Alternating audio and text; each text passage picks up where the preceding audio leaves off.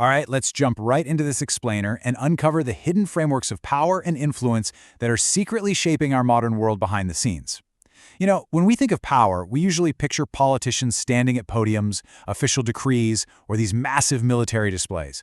But what if I told you that some of the absolute most potent forces shaping your daily life are completely invisible to the naked eye? I mean, seriously, ask yourself, where does true power actually lie in the modern world? Is it really only held by governments and armies? Or is it secretly woven into the very streets we walk down, the languages we speak, and even the video games we play?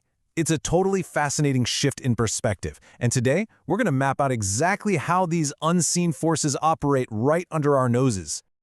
To get a handle on this, we're going to zoom out and look at 4 distinct dimensions of influence: power and physical spaces, the influence of language, securing our smart cities, and gaming as global influence, before wrapping up with the future of power. Let's get into it. Okay, Section 1, Power in Physical Spaces and the Hidden Forces Shaping Our Cities. So let's start with the physical space right around us.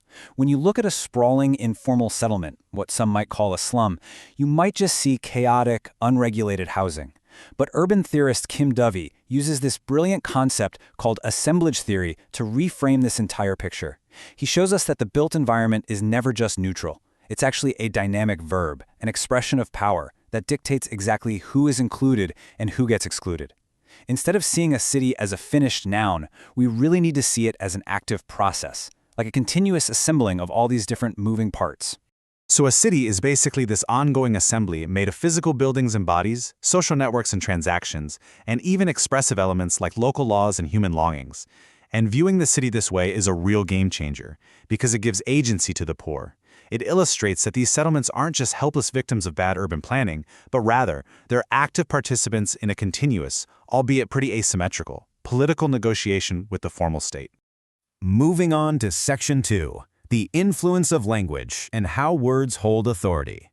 Stepping from the physical realm into the cultural one, have you ever stopped to wonder why English is just the default language for global business, science, and the internet?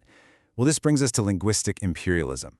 Historically, massive forces like colonialism and modern globalization have really entrenched certain languages into international discourse.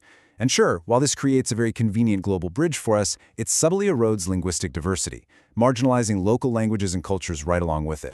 So the crucial takeaway here is that language hegemony deeply impacts identity formation and social justice. In post-colonial societies, the dominance of a non-native language acts as this soft but incredibly formidable barrier. It literally dictates who gets access to education, power, and economic success. It's a wild reminder that the very words we're expected to use every single day carry the heavy weight of historical power structures. All right, Section 3, Securing Our Smart Cities and Guarding the Hidden Digital Infrastructure. Now let's zoom out into the hidden technological realm that increasingly runs our physical spaces. Our urban environments are becoming hyper-connected, completely reliant on AI, the Internet of Things, and big data to manage everything from traffic to energy to public safety. Now, on the surface, these smart grids offer incredible efficiency, right? But beneath all that convenience lies the terrifying threat of catastrophic cyber-physical botnet attacks. Think about it. A single compromised smart thermostat could theoretically take down a city's entire power grid. This is exactly why cybersecurity experts are aggressively advocating for zero-trust architecture. It operates on the simple, admittedly paranoid, but totally necessary principle: never trust, always verify. Every single device, app, and user has to constantly prove their identity. And actually implementing this? Well, it requires meticulously mapping out exactly how data flows through a city's veins. It demands deploying strict preventative measures, things like multi-factor authentication and microsegmentation. If a hacker breaches one small segment, microsegmentation ensures they're trapped right there, completely unable to access the rest of the critical civic assets. It's essentially an invisible digital fortress that's custom designed to protect our actual physical reality. Which brings us to Section 4, Gaming as Global Influence and eSports as the New Frontier of Diplomacy. Finally, we're zooming way out to the virtual realm, where a seemingly simple, fun mobile game is actually operating as a highly calculated geopolitical tool for international relations. Welcome to the high-stakes world of eSports. To really grasp this, we have to look at soft power, a term coined by political scientist Joseph Nye. It's the ability to influence others through cultural appeal rather than force. And this is exactly what China is projecting by embedding its mythology, its historical figures, and traditional values into massive blockbuster video games like Honor of Kings. Instead of forcing people to learn about their culture, they basically made it incredibly fun and rewarding for players to discover it totally voluntarily. What's really fascinating on this slide is the contrast between the old way and the new way. Traditional cultural exports, like, say, exporting a movie or setting up a cultural institute, are largely passive. The audience is just sitting there observing. But digital soft power through gaming, that makes the global audience an active, voluntary participant.